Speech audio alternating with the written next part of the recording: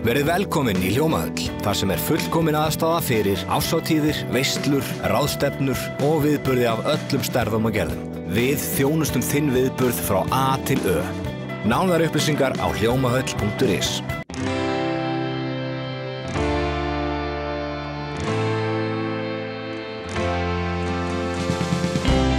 Komið sæl og verið velkomin í Suðurnesja Magasín. Í þættinum hittum við 2 unga athafnamenn í Reykjanesbæ, en þeir vilja gera bæinn flottan. Á verkefnalistanum hjá fyrirtæki þeirra, Reykjanes Investment, bygging 300 íbúða í bæjarfélaginu. Við ætlum að forvitnast nánar það. Ja, Sigurgeir, við horfum hérna á rústir tveggja aldagamalla húsa. Hvað geturðu sagt okkur þetta fjör sem búið að vera hérna í dag? Herðu, við vorum núna loksins að klára að flytja húsin frá okkur. Við erum að flytja núna út í Helguvík, þar sem við erum að fara að undirbúa að taka þau sundur til þess að bjarga því sem hægt að bjarga úr þeim.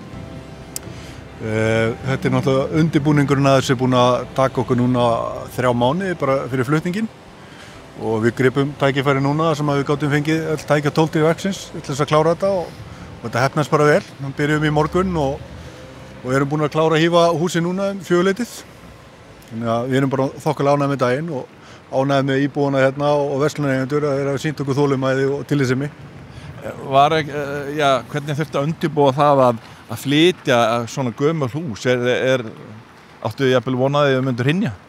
Nei, við áttum nú ekki vona því. Það náttúrulega þarf að setja stálbita undir þetta og losa þetta á sökklinum og losa alla lagnir og svo náttúrulega bara undirbúa götuna enn í burtu. Við erum búin að þurfa að snúa ljósastaurunum og losa skilti og heimild frá samgöngustofu og lögreglunni og bara koma okkur alla leiðin út í Helguvík og endastöð. Það búið að vera smá baks í kringum þetta. Hér voru stóri flutningabílar og kranar og ég get ímyndað mér að klukkutíminn hefur nú kostað sitt. Já, hann kostar dálítið. Það ekkert gaman að bíða í korter, það 100 skall. Þannig að við þurfum að hafa hraðar hendur og allt þurft að ganga vel. Magnús, þið hjá Reykjanes Investment, þið fjárfestuð í þessum húsum á undanförnum árum og þú varst búin að segja okkur einhvern tímann að þetta hefði gerst hérna fyrst árið 2016 þegar Sigurgeir og þið svona ákveðið að bjóða í annað húsi. Já, þetta byrjaði þannig að Reykjanesbær setur sem sagt húsið sem fjær, sem sagt Hafnargötu 22 á sölu og þar var óskað eftir bara tilboði og það voru ákveðin tímamörk í tilboðinu og 20 mínútum áður en átt að skilin tilboði þá var Sigurgeir staddur erlendis og hann var búinn að segja með krónutöluna. Ég mætti alls ekki fara hærra heldur en krónutöluna sem hann segir. Svo hringir hann í mig 20 mínútur seinna, jæja, hvað bauðstu? Og ég tvöfaldaði upp að hérna. En sem var til þess að það voru 2 tilboð sem voru jafn á krónutölu. Þannig að komu annar aðili með saman tilboð. Já, og það var að tekið fyrir á bæjarstjórnarfundi, það var bara hlutgesti. Og þannig eignumst við fyrra húsið árið seinna, sem sagt Hafnargötu 24 cirka, árið 2 árum seinna. Þá kemur það í auglýsingu til sölu í gegnum Dánabú og við ákveðum þá bara að gera tilboðið það líka og við vorum svo sem ekkert með þetta allt á hreinu eða veist hvað við ætlum að gera við gerum bara tilboð í húsið og eignumst það líka og þá fyrir að hugsa eins út fyrir ramma. Fyrir að hugsa getum við ekki gert eitthvað skemmtilegt og þá fáum við Jón Stefán hjá IS Arkitektum með okkur í lið og fyrsti fundurinn var nú mjög áhugaverður. Við förum til hans og segja, já Jón, við erum hérna með tæplega 1000 fermetra lóð, við viljum bara fá steyptan kassa, 50 íbúður, punktur. Og við förum inn á það að vilja bara, eins og ég segi, fá bara eins mikið byggingabagn og við mögulega getum hérna. Bara steyptan hlung. Græða nógu mikið, 50 íbúður? Já, við vorum bara með háleitt markmið og hann hlustar á okkur og svo boðar hann okkur á fund nokkur vikur seinna og biður okkur að vera undirbúna að hitta sig. Svo skellir hann teikningunum á borðið og segir jæja, svona verður þetta, við bara þetta ekki það sem við báðum en svo fyrir við að skoða teikningarnar þá þetta allt í svona stíl sem að minnir svolítið á gamla bæinn og það verið að taka í raun og veru upprunalegt útlit húsana sem voru hérna en lyfta þeim upp og nýbyggingarna sem verða byggðar í kring eru í svona gömlum svona kvistastíl líka sem bara mjög skemmtilegt sko. Þannig að aðeins færri krónur en skemmtilegra verkefni og núna bara sjáum við hérna horfum við ofan í grunninn Sigurgeir, hvað næst? Hérna. Heyrðu, það bara að klára að moka og fylla upp í, svo gætum við bara séð fyrir okkur í 2 vikur að við verðum byrjað að slá upp og steypa. Þetta verður svona í gamla bæjar stíl, getum við, ef ég orða þannig, og hérna það var svona sem þið keyptu þessa tillögu arkitektsins. Hvað mun þetta taka langa tíma? Er ekki byggingarstjórinn að svara því? Magnús? Haustið 26 verður þetta klárt. Já. Það ekki langur tími? Nei, við ætlum að gefa okkur svona 18 mánuði. Þið ekki einu sem byrjar að auglýsa? Nei. Þannig að þið gerir þá fyrir að markaðurinn taki við þessu? Já, klárlega. Sko. Hvernig verða þessa íbúðir? Já, misstórar eða? Já, þær eru frá 40 fermetrum upp í stærsta íbúðinu 80 fermetrar. Svona meðaltal íbúðina í kringu 60 fermetrar. Sem bara mjög þægileg stærð og bara svona miðbæjar. Stemming í því. En þetta ekki bara íbúðir, það verður eitthvað meira? Já, svo gert ráð fyrir verslun og þjónustu á jarðhæð, hérna meðfram Hafnargötunni og mögulega að tegi sig aðeins inn á Klappastíginn líka. Og svo inn í, bara sjá það kannski betur á teikningu síðan, að það inn í miðjunni verður svona skjólselt port sem að okkar draumur það muni lifa í einhvers konar kaffihús hérna með svona stemmingu hérna í skjólsælu porti hérna. Við getum nú fengið okkur eitt góðan drykk. Þetta enginn verið stættir í Dráttarbraut Keflavíkur. Þetta merkilegu staður og sögufrægur en þið eru með hugmyndir. Hvað getur þið satt okkur á því, Sigurgeir? Herðu, við eignumst þennan reit hérna, Gróuna 2, einhver tíman gengum við til samninga við Reykjanesbæ eftir svona hálfgerða hugmyndasamkeppni í tilboð 23 og í framhaldi því að við fengum samþykkt okkar tilboð í þetta, þá fyrir við að vinna skipulag og það var núna loksins samþykkt á haustmánuðum 24, þar sem við erum búin að ná hérna, koma upp flottu hverfi, 180 til 200 íbúðir og einhver verslunarþjónusta. Maggi getur kannski sagt okkur meira með hérna, fjöldana verslunarþjónustu og tímalínu hérna. En kannski áður, hvenær verður þetta fræga húsið yfir? Það verður kannski meira mál heldur en að losa 2 aldagömmul hús. Já, við getum séð fyrir okkur, þetta svo sem tvískiptur reitur hérna. Við gætum alveg séð fyrir okkur að vera byrjar að byggja hérna fyrstu húsin áður en við rífum Dráttarbrautuna sjálfa, en mögulega rífum hana fyrst. Björtustu vonir eru bara byrja næsta árs, eftir 1 ár. Magnús, hvernig sjáu þið þetta? Þetta við erum að tala bara hverfi, þetta það stórt. Já, þetta skipulagið alltaf 200 íbúðir og það byrjt 2000 fermetrar í verslun og þjónustu. Og svo það bara okkar mat að hvernig við munum dreifa þau svæðið, sko. Mun það taka langan tíma? Hvað segir tímalínan þar? Þetta gæti alveg verið 5 ára prógram frá því við byrjum, sko. Það að tala hvað? 1000 manns sem getur búið hérna, eða? Já, örugglega, eitthvað það, sko. Þetta gæti alveg verið, já, ef við förum alla leið með þetta, en það líka óskastað hjá okkur að það verði þjónustæðina, að það muni þrífast mögulega hótel, gisting, einhvers konar veitingastæðir, mögulega skrifstofur, fá okkur fyrirtækinga, þannig að það komi í raun og veru líf á þennan reit hérna, þetta nú bara bullandi rómantík ef þú kíkir hérna fyrir aftæðir, sko. Já, við erum að tala smábátahöfnina hérna og rómantík í kringum þetta og þið eru náttúrulega báðir heimamenn en hvernig svona eitthvað stíl getur við, ef við spyrum það? Þetta er teiknað í svona skandinavísku stíl, svona danskur stíl þar sem að öll þök eru uppleitt, svona mænisþök, ekki flatt og hæðstu byggingarna, þetta er ekki hárest, þetta eru 4 hæðir pluss mínus og svona tröppugangur á milli húsa.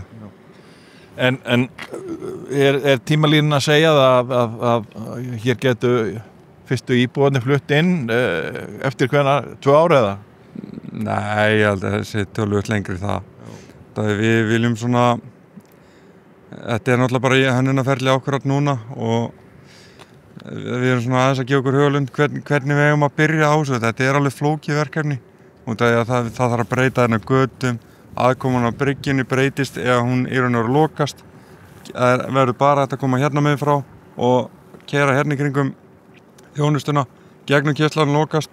Þannig að við erum svona stúdera, erum að fara að byrja hérna, þannig að við vitum svo sem ekki alveg og hversu mikið magn við ætlum að byrja á í fyrstu atrennu. Þannig að þetta allt svona á borðinu núna. Þetta mjög stór framkvæmd. Já, þetta risapakki. Risapakki. Þetta í heildina þetta 18.000 fermetrar. Og hvað eiga menn nóga peninga eða brósandi bankastjóra? Bankastjórinni. Svo Sigurgeir líka með djúpa vasa, þannig að...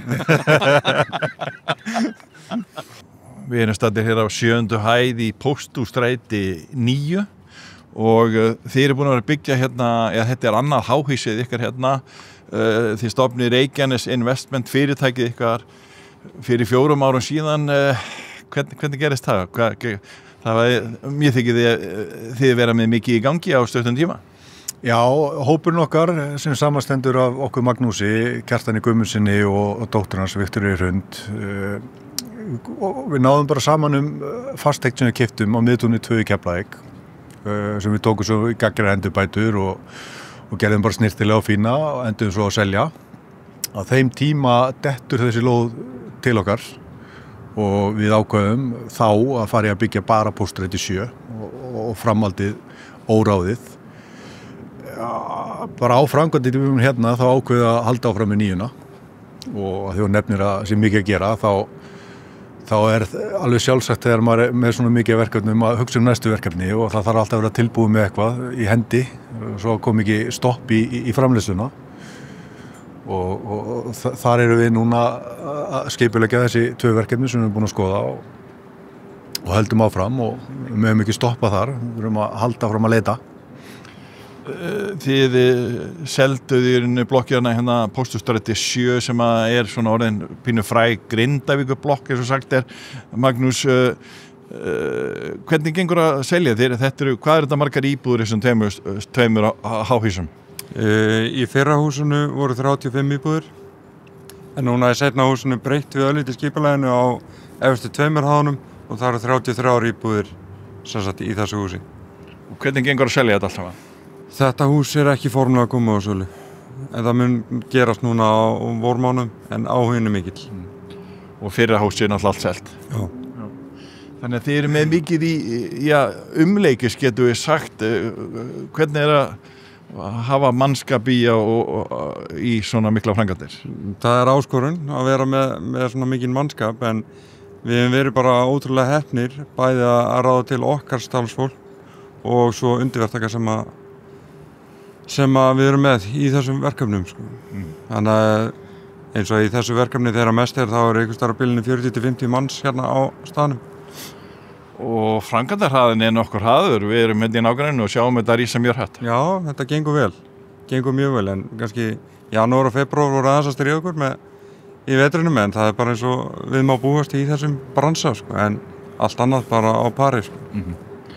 Þannig að þú sagðir Sigurgeir að þið væri alltaf að horfa líka á næsta verkefni þannig að þið eru núna það sem við erum staddir núna í Pósthússtræti í annari blokkin ykkar þar farnir að huga að Hafnargötunni sem við vorum að skoða áðan og Grófinni þannig að er ekki margir boltar á lofti, er þetta hollt?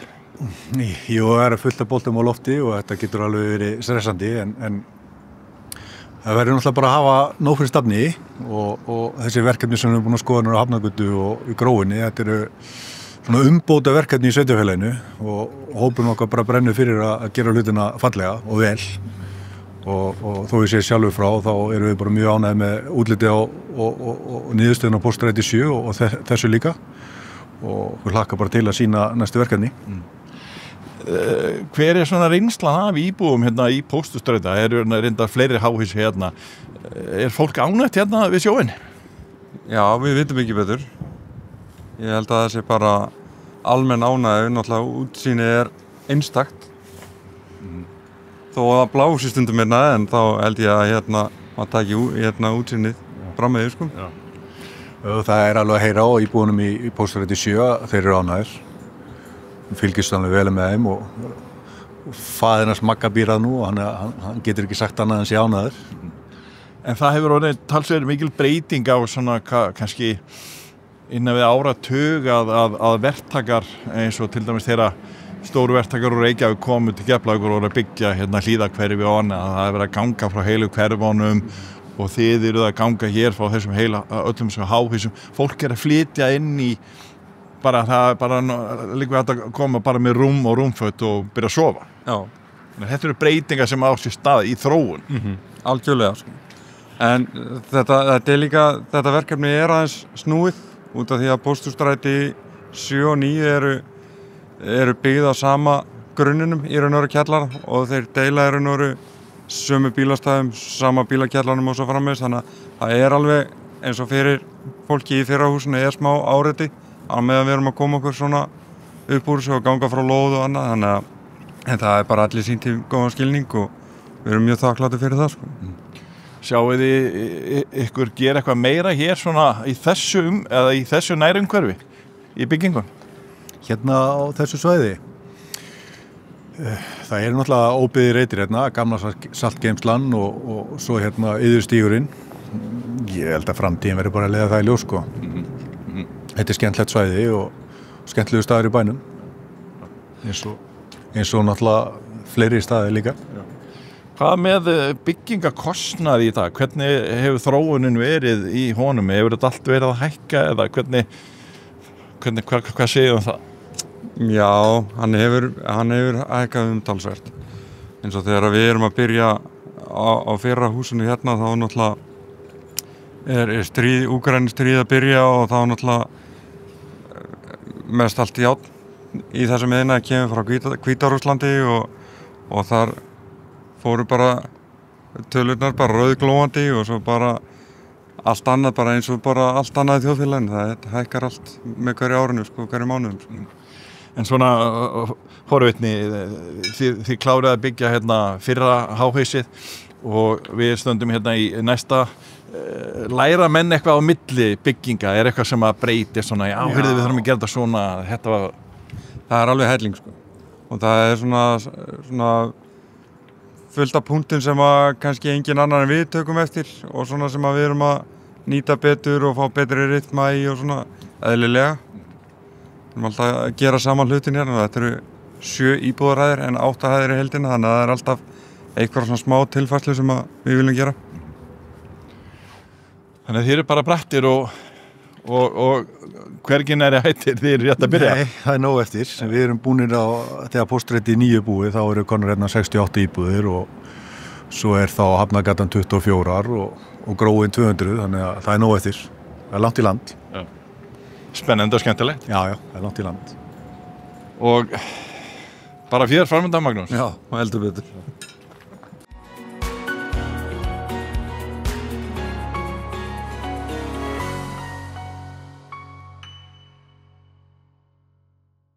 Við endum þáttinn með henni Hafdísi Sif en hún nemandi í 9. bekk Sandgerði skóla. Hún kom í starfskynningu hjá okkur á Víkurfréttum og hún hitti 2 nemendur og tók á tali. Hér kemur það. Komið sæl, ég heiti Hafdís Sif og ég nemandi í 9. bekk Sandgerði skóla. Ég hérna í starfskynningu hjá Víkurfréttum og ég tók viðtöl við 2 nemendur í Sandgerði skóla og kíkja það. Hvað heitirðu? Benjamin Fossmar Ragnarsson. Í hvaða bekk ertu? 10. Hvaða skóla ertu í? Sandgerðisskóla. Hvað það besta við að vera í Sandgerðisskóla? Nákvæmlega ekki neitt. Hvað finnst þér skemmtilegast að gera eftir skóla? Spila gítar. Ef þú fengir að sleppa að læra eitthvað fag, hverju myndir þú sleppa á? Af hverju? Það hendilega allt. Hvaða braut ætlar þú í þegar þú ferð í framhaldsskóla? Ég veit ekki. Í hvaða menntaskóla ætlar þú í? FS. Segjum hvað viltu vinna? Flugmaður. Hvað myndirðu gera ef þú vinnur lottó? Kaupa helling af McDonald's. Hvað heitir þú?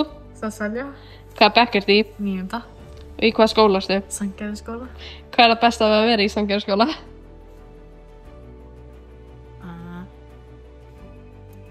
Nefndurnir. Nei, vinkonum mínar. Hvað finnst þér skemmtilegast að gera eftir skóla? Sofa. Ef þú fengir að sleppa að læra eitthvað fag, hverju myndirðu sleppa og af hverju?